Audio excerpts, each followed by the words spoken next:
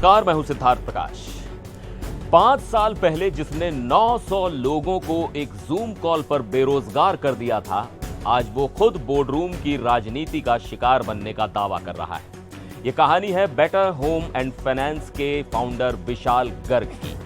3 अगस्त 2026 को कंपनी के बोर्ड ने उन्हें सीईओ पद से हटा दिया और डेनियल लुइस को इंटरिम सीईओ बनाया। दिलचस्प बात यह है कि लुइस सिर्फ कुछ दिन पहले 27 जुलाई को बेटर के बोर्ड में आए थे। कंपनी ने लीडरशिप में बदलाव की पुष्टि की है, लेकिन गर्ग इस फैसले को स्वीकार करने के मूड में नहीं है। उनका आरोप है कि लुइस ने उन्हें हुडविंक किया, यानी अपनी असली मंशा छिपाकर उनका भरोसा जीता। गर्ग के मुताबिक लुइस ने पहले स्ट्रेटेजी, कॉस्ट सेविंग्स और प्रॉफिटेबिलिटी पर सलाह दी और फिर बोर्ड में आए और कुछ ही दिनों में बाकी डायरेक्टर्स को उन्हें हटाने के लिए मना लिया। गर्ग का कहना है कि I suspect he always wanted to become a CEO, यानी शक है कि लुइस की नजर शुरू से सीईओ की कुर्सी पर थी। दूसरी तरफ बेटर के बोर्ड ने गर्ग को हटाने का फैसला किया है, इसलिए यहां मामला सिर्फ 2 सीईओज का नहीं बल्कि फाउंडर बनाम बोर्ड का भी है और यहीं से कहानी में विडंबना का सबसे बड़ा मोड़ आता है। 2021 में गर्ग ने क्रिसमस के हॉलिडे सीजन से ठीक पहले जूम पर करीब 900 लोगों को बाहर का रास्ता दिखाया था। यह बेटर की वर्कफोर्स का लगभग 9% था। उस तरीके की दुनिया भर में आलोचना हुई।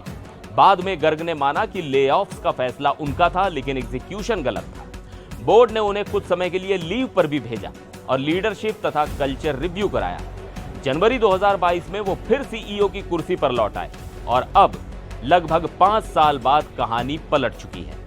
इस बार जूम कॉल के दूसरी तरफ कर्मचारी नहीं बल्कि खुद विशाल गर्ग खड़े हैं, लेकिन गर्ग अपनी कहानी का दूसरा पक्ष भी सामने रख रहे हैं। उनका दावा है कि बेटर ने हाल के महीनों में एआई के दम पर टर्न अराउंड किया है।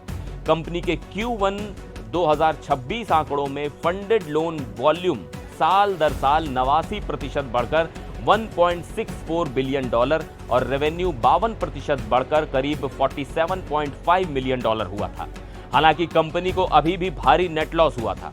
यानी गर्ग कह रहे हैं कि मैंने कंपनी को मुश्किल दौर से निकालकर प्रॉफिटेबिलिटी के करीब पहुंचाया और ठीक उसी वक्त मुझे हटा दिया गया। अब उन्होंने हाई प्रोफाइल वकील एलेक्स स्पाइरो को हायर किया है और उन्होंने बोर्ड को चिट्ठी लिखकर मांग की है कि उन्हें सीईओ के रूप में वापस लाया जाए। हद तो यह है कि वो कंपनी को प्रॉफिट में लाने तक सिर्फ $1 सालाना सैलरी पर काम करने को तैयार है। उनकी तरफ से यह भी दावा है कि उनके पास स्पेशल वोटिंग राइट्स वाले शेयर्स के जरिए पर्याप्त शेयर होल्डर सपोर्ट है।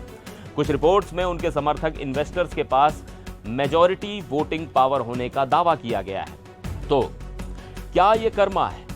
शायद दर्शक इसे इसी नजर से देखें, लेकिन कॉर्पोरेट दुनिया में इसे पावर पॉलिटिक्स कहना ज्यादा सही होगा, क्योंकि 2021 में गर्ग के पास लेऑफ्स का अंतिम फैसला था और 2026 में बोर्ड के पास गर्ग को हटाने का।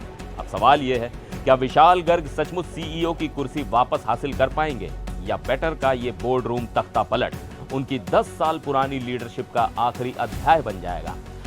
आपके हिसाब से क्या फाउंडर को अपनी कुर्सी की स्टीयरिंग वापस मिलनी चाहिए या बोर्ड का फैसला अंतिम होना चाहिए? कमेंट्स में अपनी राय जरूर बताइएगा। फिर मिलेंगे एक और वीडियो में। आप देखते रहिए NDTV।